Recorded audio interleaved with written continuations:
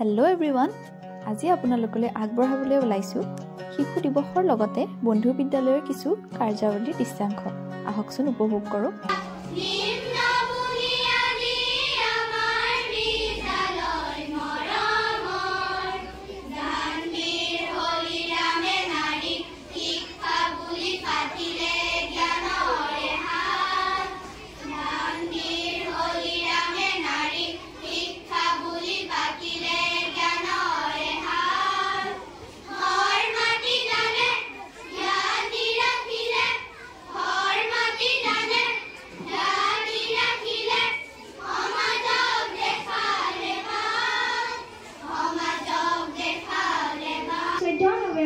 স্বাধীন ভাৰতৰ প্ৰথম প্ৰধানমন্ত্ৰী পণ্ডিত জৱাহৰলাল নেহৰুৰ জন্মদিনটো শিশু দিৱস হিচাপে পালন কৰা হয় শিশুসকলক তেওঁ বৰ ভাল পাইছিল আৰু মৰম কৰিছিল